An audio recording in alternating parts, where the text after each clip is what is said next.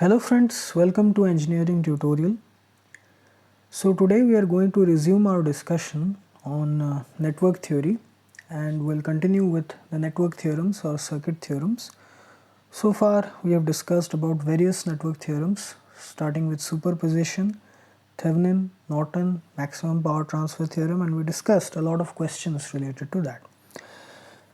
So in today's video we are going to discuss about another circuit theorem, a network theorem, which is very important. So today we are going to discuss about Tellegens theorem. Okay, so Tellegens theorem, that we'll discuss. So Tellegens theorem is related to power. Okay, now we know that in a circuit power is either supplied or it is absorbed. So we have discussed about all the basic concepts related to electrical circuits. You can watch those videos in the network theory playlist. So there we have discussed the various basic concepts, sign conventions, formulas, everything associated with it. So here we'll not go into detail, we'll directly go to the theorem statement. So we know that power is either supplied and absorbed in any circuit network. Let's say we take a circuit network like this.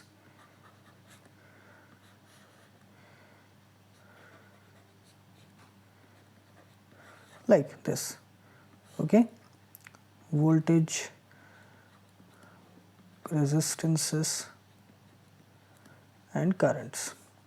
Let us assign currents I1, I2, and this is I, which is flowing in this. So here, in order to determine which component or network element it is supplying and which is absorbing, we have to first determine the currents I1, I2. I is already there, its direction is also specified. So two importance are very important, okay, two elements, the magnitude and direction, okay, these two. So that tells us which circuit element is absorbing, which circuit element is supplying.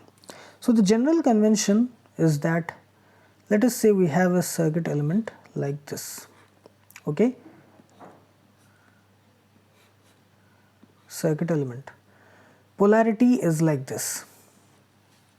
Here the current is flowing in this way,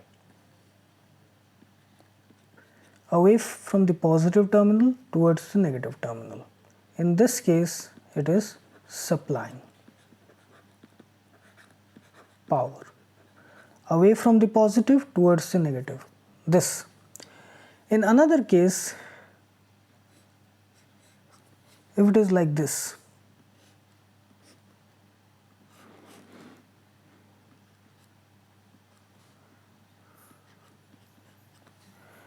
in that case it is absorbing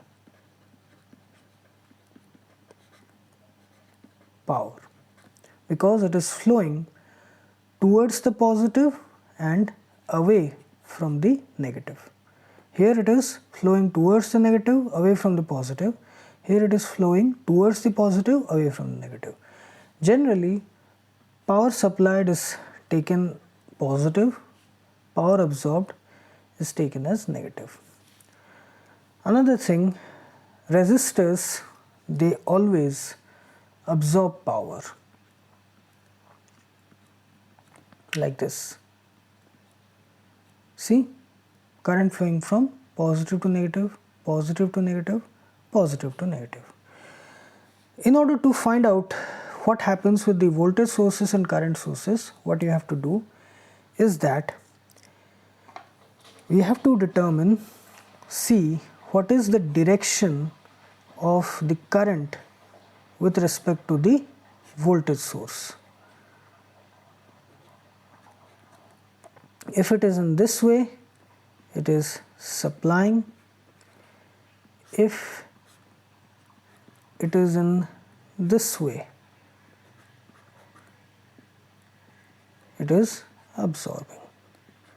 Okay, always remember, any circuit element away from positive towards the negative, supplying, towards the positive, away from the negative, absorbing. Supply means positive, absorbing means negative. This is the general sign convention. You can take the opposite also, but you have to take one positive, the other one negative, otherwise the equation will not work. Then when it comes to current sources, you have to find out the voltage across the current source, this voltage. Only then you can see what is the polarity of the voltage source with respect to this current. Suppose you have a current source like this, the current direction is like this, the polarity of the voltage is like this. In that case, it is supplying power, because current is flowing away from the positive towards the negative. But suppose we have a current source like this with polarity like this, minus plus.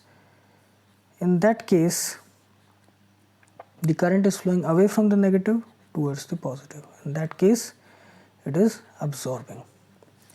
Okay, so these are the general sign conventions.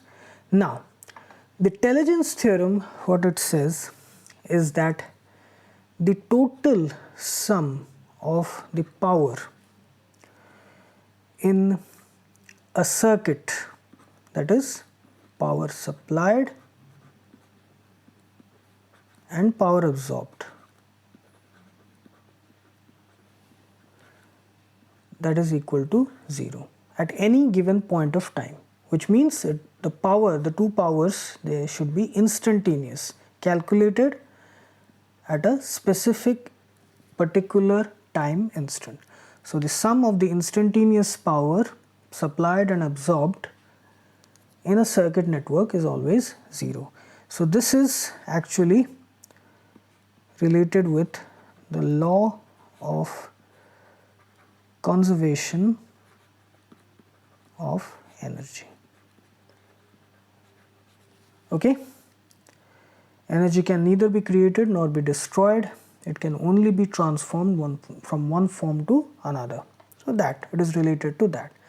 So here, in order to determine that, we have to calculate the power associated with each of these circuit elements. For voltage, it will be simply, for voltage sources, it will be the product of the voltage and the associated current flowing towards or away from it. Then for current sources, same, we have to find out the terminal voltage, okay, the terminal voltage, and then we have to again do the product of voltage and current. For resistors, the power absorbed, it depends on the voltage drop across these resistors, which is IR, and then again multiplied with the current, that is IR into I, which is equal to I square R. Okay, so these are the calculations that have to be done. So the statement of Tellegens theorem is that the sum of the instantaneous powers for any number of branches in an electrical circuit network, that is always equal to 0. That is the sum of the instantaneous power, power supplied or power absorbed, that is equal to 0. Okay, the net power is 0 in a circuit. So this is Tellegens theorem. Now we will discuss some questions related to it so that we can understand it in a better way. So here we will discuss the first question on Tellegens theorem. we'll verify Tellegens theorem with the help of this circuit. Okay, so here we have this circuit consisting of voltage source and resistors, and here in order to verify Tellegens theorem we have to determine the current through each of these resistances and the current flowing from this voltage source. So let us do that. So here we will have to redraw the circuit again. So 120 volt, then we have 6 ohm, then 8 ohm,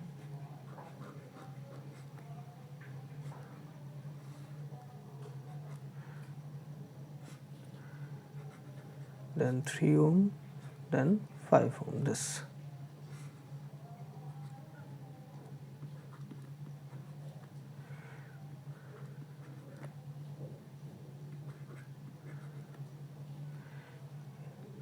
So we will apply nodal analysis. So let us consider the voltage at this point be V. We have assumed it, and let us assign current directions as per our choice. Let us say this current is I1, okay, this current is, let's say, flowing downwards, I2, and this current here in this direction, I3. So when we apply KCL here, I1 is equal to I2 plus I3. Now I have already explained about nodal analysis, KCL, and we have solved a lot of questions related to that. So I will not go into detail, I will directly apply the nodal equations. So I1 is 120 minus V by 6, okay, this is ground. Then I2 is V by 8, then I3 is equal to V by 8 again, V by 3 plus 5, because two resistors are there in between this node and this ground node in this direction, I3, 3 plus 5 is 8, so V by 3 plus 5, which is equal to 8. So this is the KCL equation in terms of the voltage and resistors. So as per the nodal equation, the current flowing is from the higher potential to lower potential divided by resistance involved. So this is what we have done. So we have to simplify it, so that implies 120 by 6 minus V by 6 is equal to V by 8 plus V by 8, which is 2V by 8, which is V by 4. That implies 120 by 6, which is equal to 20. 20 is equal to V by 6 plus V by 4. Okay. That implies here it is 20, and here it is the common is 12, then it will be 2V plus 3V, which is equal to 5V by 12. That implies V is equal to 12 into 20 by 5. Okay, so it is 524, which is 48 volts. So here we have calculated this node voltage, okay, this node voltage as V is equal to 48 volt. So I have calculated it.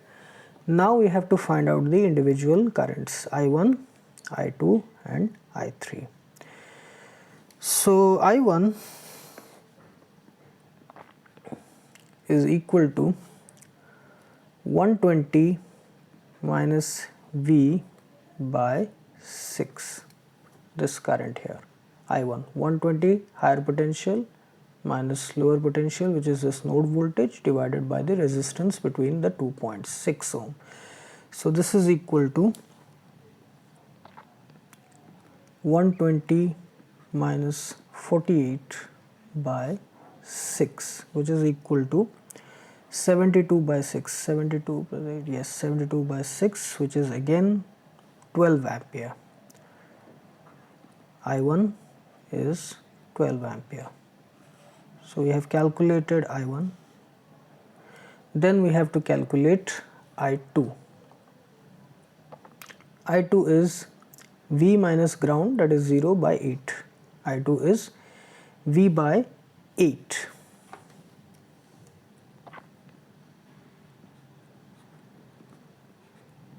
Which is equal to 48 by 8, which is equal to 6 ampere. So I2 is equal to 6 ampere. Now here we know I1 is equal to I2 plus I3. I1 we have got 12 ampere, I2 is 6 ampere, so obviously I3 will also be 6 ampere. Okay, I3 is 6 ampere here, applying KCL. Or the other way also, if you want to go, I3 is also V by 8.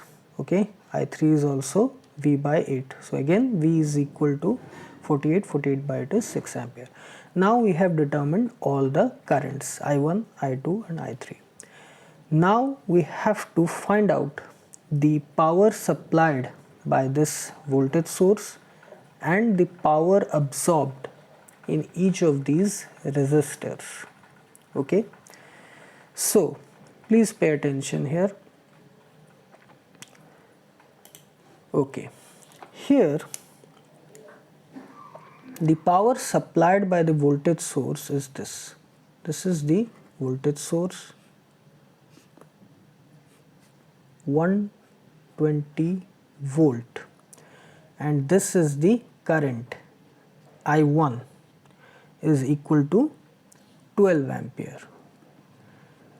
Here if you see, the current is flowing away from the positive terminal and it will flow towards the negative terminal. Same current, I1 is equal to 12 ampere.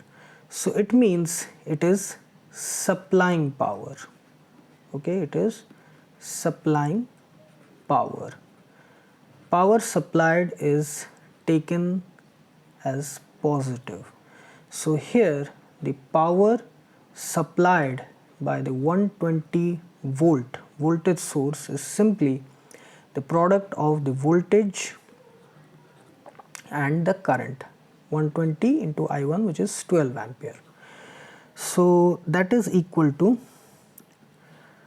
1440 watts. Okay, that is the power. So this is the power supplied by the voltage source. Next, in these resistors 6 ohm, 8 ohm and 3 ohm, the current is flowing in this way. Whatever current is flowing, it is flowing in this way. It means the resistor is absorbing power. Okay, the resistor is absorbing power, and power absorbed is taken as negative. So let us find out the power absorbed in each of these resistances.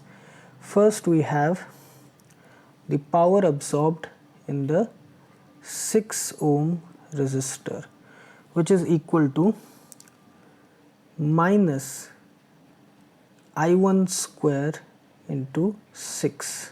See, the current flowing through the 6 ohm resistor is I1. Power absorbed is taken as negative. So it is negative.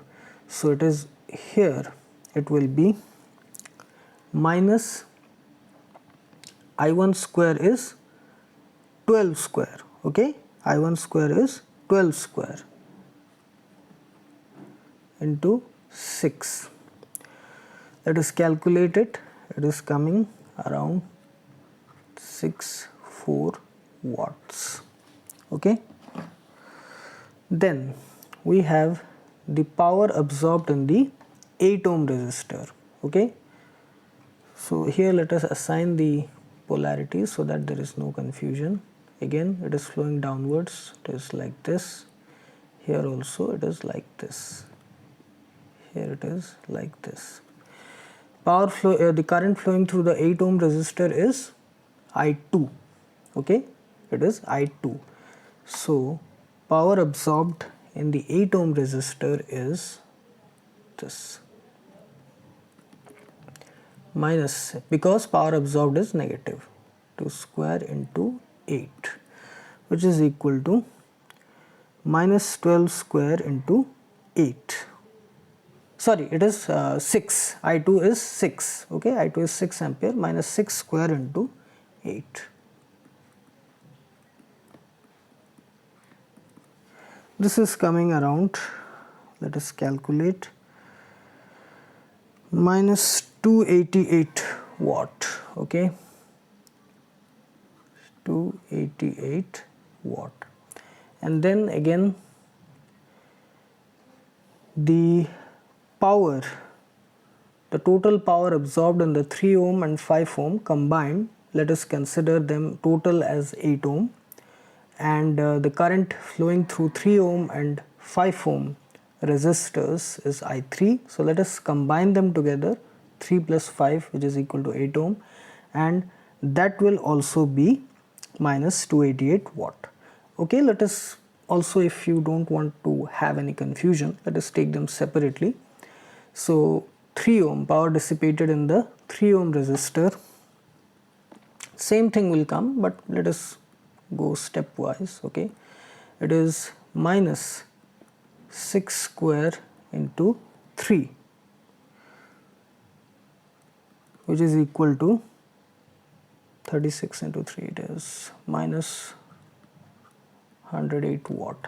And power dissipated in the 5 ohm resistor, because the same current is flowing, minus I3, which is 6 square into 5, which is coming around 180 watt. The same thing, 180 plus 108 is 288, minus 288 watt.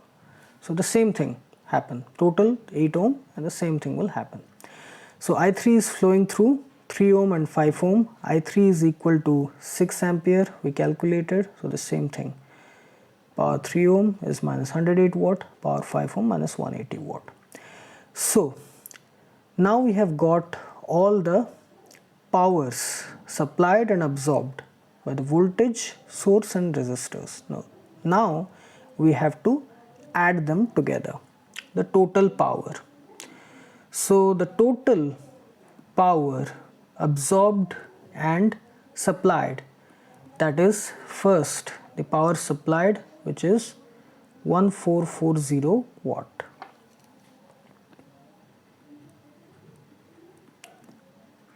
Then the power absorbed by the 6 ohm resistor, which is, then the power absorbed by the 8 ohm resistor, which is,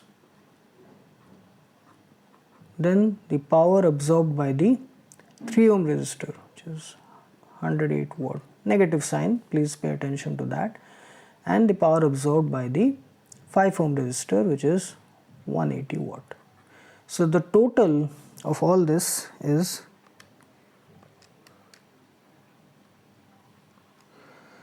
1440, then 864, then 288, then 108 minus 180. It is coming as 0. So see here, the Tellegens theorem is verified. The summation of the instantaneous power for any number of branches in a circuit network is 0. It means the amount of power which is supplied and the amount of power which is absorbed, the total sum is 0. as per the law of conservation of energy. Okay, power which is supplied is totally absorbed by the various circuit elements which are present. Okay, here the supplying element is the 120 volt voltage source, and the absorbing elements are these resistors 6 ohm, 8 ohm, 3 ohm and 5 ohm. Power supplied is taken as positive, plus sign here, and power absorbed is taken as negative. How do you know that power is being supplied? When current is flowing externally away from the positive terminal towards the negative terminal. How do you know power is being absorbed? When the current is flowing inwards towards the positive, away from the negative. Okay, so these are the sign conventions. I have already explained about all of this and the basic concepts related to electrical circuits. You can check them out in the network theory playlist. So this is the first question related to Tellegens theorem.